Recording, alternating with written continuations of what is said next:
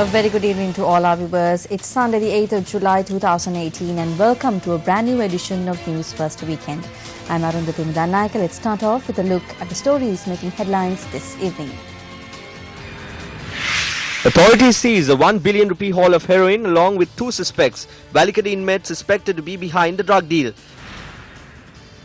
School trip to Ampara turns into a tragedy as the principal and 2 others drown. Prime Minister heads to Singapore. MPs ask the PM to bring back the fugitive former central bank governor. Indo-Lanka partnership to run the Mattal airport. Rescue mission begins to save 12 Thai boys and their coach who have been stuck in a cave for 2 weeks. On to local news now. A woman has been injured following a shooting that had taken place in Jampeta Street, Colombo 13, a short while ago. According to the police media spokesperson, SP Gunasekara, the injured woman has been hospitalized. Meanwhile, the police arrested 2 suspects and seized a stock of heroin worth 1,248 million rupees in a raid that was carried out in the Kalubovila and Batharamulla areas last night. This is the largest stock of heroin seized by the Police Narcotics Bureau on land. The Police Narcotics Bureau had inspected an SUV around 8 last evening in the Kalubovila Pratibimbarama Mawatha. As a result, 2 suspects have been arrested along with 30 packets of heroin. Upon interrogation, the suspects had revealed details of a house in Subutipura in Batharamulla. The Police Narcotics Bureau raided the house and discovered 66 packets of heroin. The total weight of the heroin stood at 103 kilograms and 948 grams. One suspect was identified as 29-year-old Mohammad Suhaib Mahir. The other suspect was driving the SUV. He was identified as 40-year-old Mallika Rachige Chaturajashanta. The 96 packets are 103 kilograms and 940 grams in weight. The heroin is worth 1,248 million rupees. This is the biggest cache of heroin seized in 2018. This is the biggest stock seized on land by the Police Narcotics Bureau. There is a person who is serving the death sentence at the Valikada prison. His name is Dharmaraja Susendran, also known as Susay. He was arrested on the 13th of February 2013 with 2 kilograms and 250 grams of heroin. He received the death sentence from the Colombo High Court on the 30th of March 2017. This inmate has had constant connections over the phone with one suspect who was arrested yesterday, Mohammad Mahir. The heroin was seized yesterday have been brought into the country, and this has been planned by Susay, who is currently serving a death sentence at the Valikada prison. This has been revealed by the investigative officials.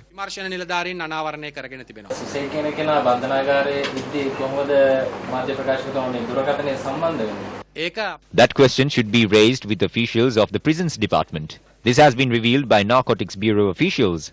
We have to find mechanisms to control this. We have informed the prison officials and we are holding discussions. Now, the bodies of 3 of the 4 people who drowned after their ferry capsized on the Ekaloya in Damana Ampara were recovered this evening. The incident occurred at about 6:30 this morning and involved a group of students and parents from the Siri Sivali Vidyalaya in Kadana, Badulla, who were on a leisure trip to Ampara. 9 people had been on board the ferry when it capsized and 5 were rescued by area residents. Lifeguards attached to the Ampara Police, the Ampara Navy Diving Unit and villagers conducted a search operation for the missing 4 victims since this morning. We were rowing around here and suddenly the raft moved in the other way. The piece of wood fell. Everyone on board began moving about and then the raft capsized. One of them began swimming over here and we got a hold of him. We couldn't do anything for the other 3.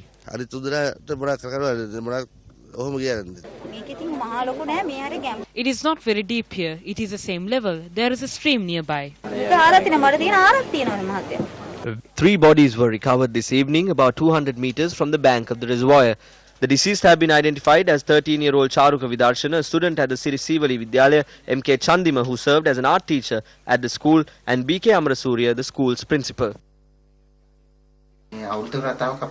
Once a year, the Welfare Society organizes a trip. There was a delay this year, but we were able to go and everyone was happy. They left early yesterday morning. They were staying at the Eggaloya Circuit Bungalow in Ampara. This incident occurred early this morning. The newly constructed Nila 7 office in the Lankapura Administrative Division in Polonnaruwa was declared open by President Maithripala Sirisena this afternoon. The building was constructed at a cost of 2 million rupees by the Ministry of Home Affairs. A group including Minister of Home Affairs Vajra Abhiwardana, the District Secretary of Polonnaruwa and other government officials was present at the occasion. The President also declared open the Nila 7 office at the Alhillapura 133 Gram Niladari division in Lankapura. The Nila 7 building will house the Samurdhi office, Gram Niladari office, the Agriculture Research and Supervision office and the Economic Development office. A delegation of 15, including Prime Minister Ranil Wickremesinghe, left for Singapore this morning. They will be attending the 6th World Cities Summit 2018 commencing tomorrow. The Prime Minister is accompanied by Minister of Housing and Construction Sajid Premadasa, Minister of Development Strategies and International Trade Malik Samaravikrama and Minister of City Planning and Water Supply Rauf Hakim. Prime Minister Wickremesinghe will deliver the keynote address at the opening ceremony of the summit tomorrow under the topic Urban Development and Environment Protection. Attention will also be drawn towards proper administration and planning, technology, innovation and on how to build relationships with key stakeholders when designing cities. During his visit, the Prime Minister is also scheduled to meet the Prime Minister of Singapore, Lee Hsien Loong, Deputy Prime Minister and Coordinating Minister of Economic and Social Policies, Tharman Shanmugaratnam, former Prime Minister Goh Chok Tong and high-level dignitaries of the Singaporean government.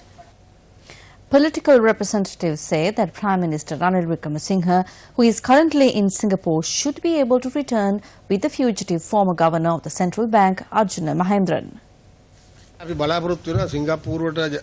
When we heard that the Prime Minister was visiting Singapore, we were happy because we expected him to bring his friend Arjuna Mahendran back to the country.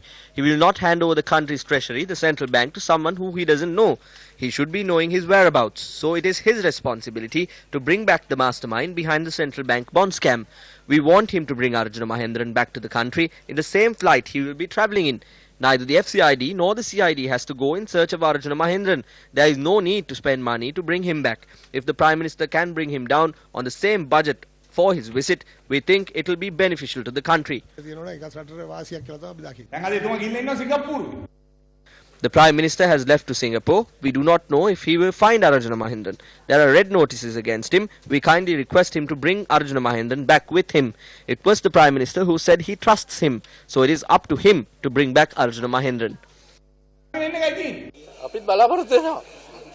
We hope that the Prime Minister will bring him back. They have to obey Sri Lankan law. If not, the law should be enforced to bring him back. The best way to locate Arjuna Mahendran is to send a camera behind the Prime Minister. I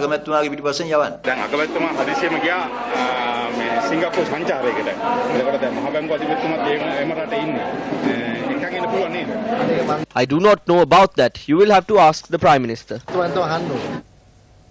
Deputy Minister of Transport and Civil Aviation Ashoka Besinga says an Indian company has agreed to the estimate put forward by the Sri Lankan government regarding the Mattala International Airport. The government has approved Sri Lanka Civil Aviation Authority and an Indian company to operate the Mattala International Airport as a partnership. The investment for the Mattala International Airport, which was declared open in 2013, was $252 million. The estimate provided for the airport at present stands at $325 million. 70% of that value will be invested by a private company in India, while 30% of it will be invested by the Civil Aviation Authority. The agreement reached states that the profit will be shared as per the same ratio. This will be put forward before the Cabinet prior to the signing of the agreement. When we receive Cabinet approval, it will be presented before Parliament. We will carry this forward as a partnership for 40 years. The income generated from this airport each month is around 6.5 million. This agreement will bring forward a positive situation for the country by making this airport, where we have to pay 1.7 billion each year for 15 years, a profitable one. Currently, the airport does not provide any international flight services. The government in the past decided to store paddy at the storage facilities of the airport. The Fly Dubai Airlines withdrew from operating its services from the Mattala International Airport recently. Also in local news, speaking at two separate events, former Defence Secretary Gotabaya Rajapaksa and Prime Minister Ranil Wickremesinghe expressed the following views on the nation's debt burden. The former Defence Secretary was speaking at the inaugural meeting of the Harimaga or Correct Path organisation in Kolonava yesterday. They are trying to portray today that while this port is strategically important, it has no commercial importance. If there are 380 ships that pass by this port on a daily basis and the port has a strategic value, then we must ask them why they cannot develop it as a commercial enterprise. You know that in the past this government stored paddy in the air-conditioned warehouses. We must say without a doubt that any government we form in the future will be under the leadership of Mahinda Rajapaksa. Speaking at a public rally held in Madagama Bibile yesterday, the Prime Minister had this to say. There were no ships at the Hambantota port. We had to repay the debt. Now we can develop this port and it will be done by the China Merchant Company, which is a prominent global shipping company, and our ports authority together. However, we said if you are taking this port, you must give us $1,000 million. Then we could repay the debt. So we paid the debt at the very least. Now we are in talks with India to develop the airport. Now a Chinese company is coming to Sri Lanka to establish an LNG power plant in Hambantota. Someone came and asked us if they could establish an oil refinery to sell fuel to the ships. There are lands to be procured here and this progress will spread to Monragala too. I was hoping to build an airport in Vallavaya, but it was moved away from Vallavaya. Now let us somehow build a road connecting it to Vallavaya. The status quo seems to be that the present government sells off national assets to pay off debts incurred by the previous government, and the next government will in turn sell off national assets to pay off debts incurred by this government. If this is the political and economic leadership we have been left with, then perhaps we should hand over the reins of our nation to a group of children. Government after government has done nothing except burden the hapless public with more debt whilst fattening themselves. Where are the foreign investments? Where is the investment, education, science and technology and job creation? While the rest of the world, including our neighbouring nations, surge ahead by focusing on innovation, technology and an educated populace to improve the lives of their people, Sri Lanka continues to be dragged backwards by a political establishment that is interested in nothing but securing, maintaining and perpetuating power. The public now knows the game. One party would accuse the other party. That party would in turn accuse the first party. Both parties would get together and accuse a different party. At the end of the day, this coterie of politicians serve each other's purposes by duping the public. No serious attempt is being made to investigate allegations of massive corruption. Perpetrators of all sides of the political spectrum are simply let off the hook, knowing that they would return the favour in time to come. This is the reality of politics in Sri Lanka, and the people know this. Only God above knows the fate that awaits these unscrupulous politicians who are playing with the lives of the people and the future of our children. General Secretary of the United National Freedom Front, Attorney at Law Maitri Gunaratne expressed the following remarks in response to the statement made by the Prime Minister. Mr. Ranil Wickremesinghe, from the day he took over the UNP, he has taken the party on a downward trend. Now he is controlling the party by force. In 2015, he was elected Prime Minister. He has been totally unsuccessful. Now he is trying to take the country also by force. 20 million people, the population of this country, are suffering because of him. All we are asking him, if he cannot do this, he must give it to someone who can rule it and go. At least follow his school motto, learn or depart. Now, speaking at a public meeting in Badulla yesterday, JVP Uva Provincial Councillor Samantha Vidyarathna expressed these views about the conduct of the previous government and the present government. The political culture in our country is such that all are greedy for power and families get together and rob the country. Wickremesinghe and the Thai and court gang came with the promise to clean up the previous politics, promise to instill good governance. But what happened? They started collecting what they couldn't before. For that, breaking into small banks will not work, so they targeted the central bank. A president who sold himself for $7.6 billion to the China harbour was born during the Rajapaksa regime. Now what does Mahinda Rajapaksa say? He says the paper is wrong. Similarly, when the central bank was cleaned by Aloysius and Arjun Mahendran, what did Sujiva Senasinghe, Dasiri and the gang say? They said the COPE committee report was wrong. Now they are saying New York Times is wrong. All of them have taken. So it is up to the people to save the country.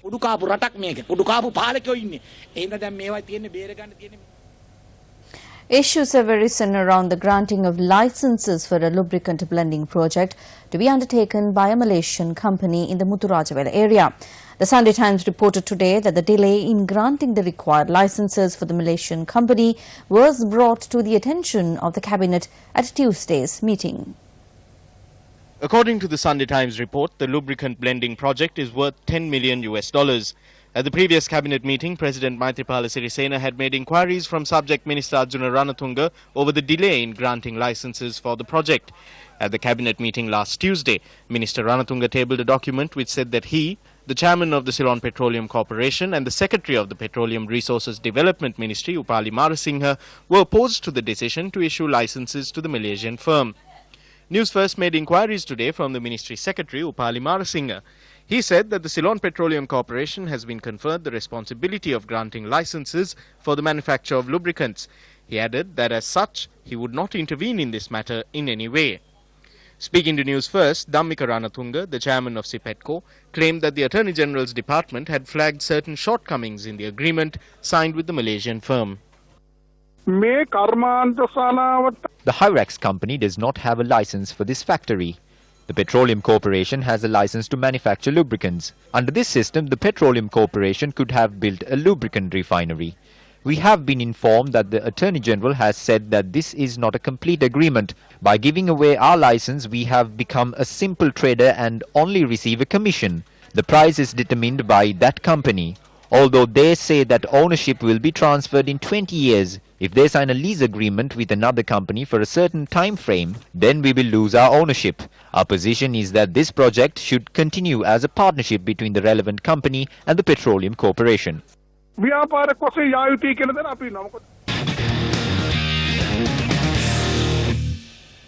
In sports news, the Sri Lanka Army team has emerged champions in the Division A Sports Club's EVA Cup All-Ireland Open Netball Tournament.